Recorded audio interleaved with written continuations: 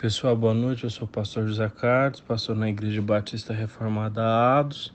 Eu quero falar nesse dia de hoje sobre o jejum. O jejum, ele está sempre em voga e a pergunta que nós queremos responder o jejum potencializa ou não potencializa a oração? A primeira coisa que nós devemos saber é que no Velho Testamento não existe nenhum único dia de jejum instituído. Na verdade, os judeus eles jejuavam no dia da expiação, conforme está lá em Levíticos 23, que também é conhecido como o dia do jejum. Mas não há uma ordem expressa, clara, para que houvesse jejuns no Antigo Testamento. Nos dias atuais, o jejum ele vem de uma série de místicas e de uma série de introduções filosóficas de outras religiões. As religiões ocidentais, juntamente com avanços em pesquisas que descobriram que o jejum traz desintoxicação ao corpo e coisas nesse sentido, eles então tentam fazer uma junção dessas descobertas sobre o jejum, né, colocando juntamente com esse jejum espiritual.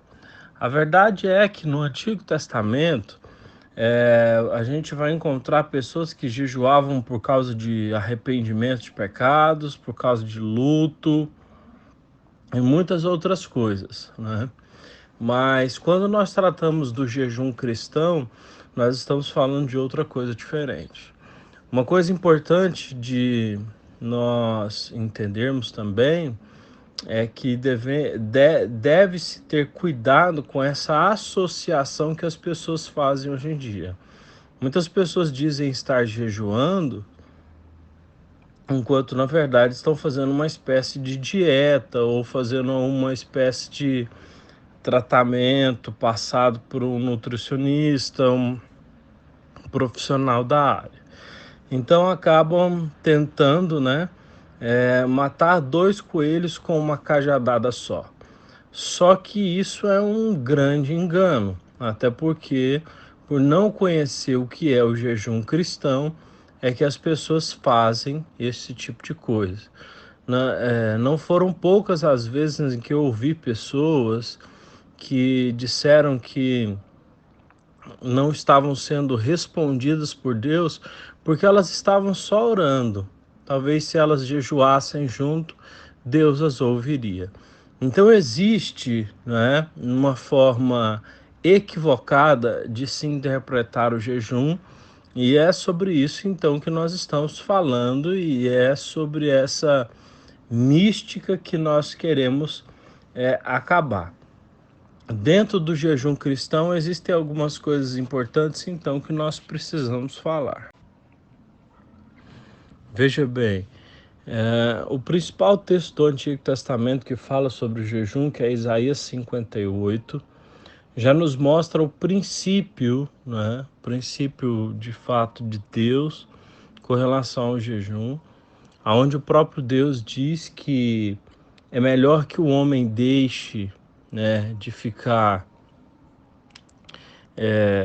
um dia sem comer e pare de pecar, do que simplesmente ficar dias sem comer e continuar pecando. Em Isaías 58, então, faz esse contraponto, que muitas pessoas elas entravam em períodos de jejum, mas elas fofocavam, elas devoravam umas às outras com palavras, elas faziam coisas ruins, mas continuavam jejuando. É uma hipocrisia, é uma distorção completa dos fatos, não é? Então, por Isaías 58, nós já entendemos, o princípio do jejum. Bem, quando Jesus Cristo foi falar sobre o jejum, ele mesmo foi interpelado por pessoas que diziam que ele não jejuava, apesar dele ter passado 40 dias em jejum e oração, e os discípulos dele não jejuavam, sendo que os discípulos de João Batista e os discípulos também dos fariseus jejuavam. E a pergunta é por que eles não jejuavam? Jesus disse porque o noivo estava presente. E ele é o noivo, não é? Enquanto ele estava presente, então, não haveria necessidade do jejum, porque ele estava ali e era então tempo de festa. Veja bem, John Piper coloca que o jejum cristão ele deve ser feito, não é, com duas formas, ou de duas formas, ou com duas motivações. A primeira delas é quando o noivo nos é retirado. Por saudade do noivo, por fome do noivo, inclusive o livro do John Piper que fala sobre jejum chama Fome de Deus, né? Então, por fome, por saudade, por querer a vinda de Cristo novamente, a sua segunda vinda, nós jejuamos. Nós jejuamos por amor ao nosso noivo que virá nos buscar, que buscará nós que somos a sua igreja, a sua noiva. Nós também jejuamos porque nós constantemente estamos vacilando e deixando com que os desejos da nossa carne prevaleçam, né, acima dos desejos espirituais. Jejuamos então para que os desejos espirituais continuem fortes, para que os desejos espirituais pelas coisas de Deus, pelas bênçãos de Deus, continuem fortes sobre os nossos corações e as nossas mentes. Então, a verdade é que qualquer tipo de jejum para tentar intensificar uma oração para que Deus lhe responda, a verdade não passa de uma mística, não passa de uma compreensão errada. A Bíblia nunca tratou o jejum desse jeito. No Novo Testamento, inclusive, nós nem encontramos nas cartas referências aos jejuns. Nós encontramos, por exemplo, os apóstolos, quando eles iam ser enviados como missionários, eles ficavam orando e jejuando, esperando a orientação do Espírito Santo para saber aonde eles deveriam ir. Então, nós temos um contexto diferente, temos muito menos passagens do que a maioria das pessoas acham, falando sobre o jejum no Novo Testamento, no período cristão, e por isso, então, devemos tomar os devidos cuidados. Não estamos com isso querendo dizer que o jejum é nulo ou deve ser desvalorizado. O jejum existe nas Escrituras. Jesus disse que nós jejuaríamos quando ele fosse tirado. Todavia, nós precisamos tomar cuidado para não atribuir ao jejum um poder espiritual que nos dá a capacidade de termos mais força espiritual para receber orações ou para lutar contra o diabo ou coisas parecidas. A verdade é que o princípio, né, da nossa luta espiritual é a mortificação da nossa carne. O próprio Senhor Jesus Cristo disse que nós deveríamos, né, orar e vigiar, porque o espírito está pronto, mas a carne é fraca. Ele não disse que nós deveríamos orar e jejuar. Ele disse que deveremos orar e vigiar, porque o espírito está pronto, mas a carne é fraca. Então, devemos estar em constante oração, em constante vigilância, para que assim a nossa vida seja marcada pelo fruto do Espírito e não pelas obras da carne. Então, a partir de hoje, precisamos tirar, né, da nossa mentalidade esse conceito de que toda vez que vamos orar, precisamos jejuar. Não, a maioria das vezes nós vamos orar. A verdade é que as pessoas que sempre colocam o jejum associado com a oração, elas cometem até um pecado de incredulidade, de não acreditar no poder da oração e então incluir o jejum junto para ver se dá uma forcinha nessa falta de fé.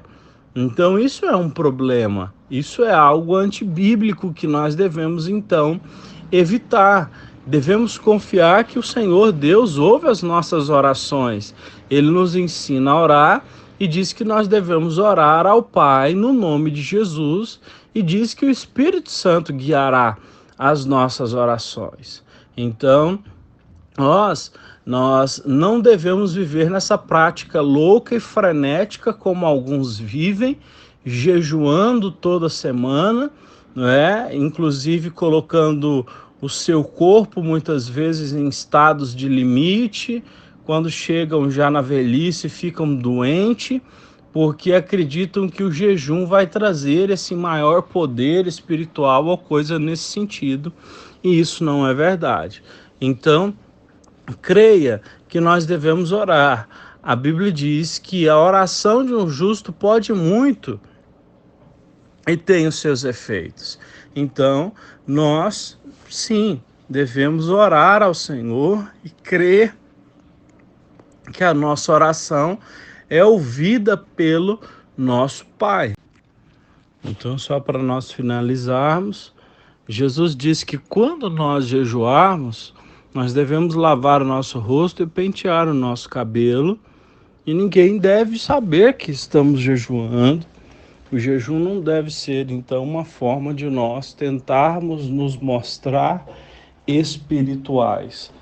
Então, se apegue a esses 2 pontos que foram falados a respeito do como, né, e o porquê devemos jejuar na era cristã, e se desapegue desses fatos místicos, né? A não ser que você queira continuar fazendo sacrifício de tolo.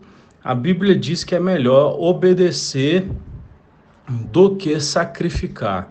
Então, fica esse pequeno áudio, esse pequeno comentário, esse pequeno estudo, para que você possa, então, entender melhor a questão do jejum no Novo Testamento.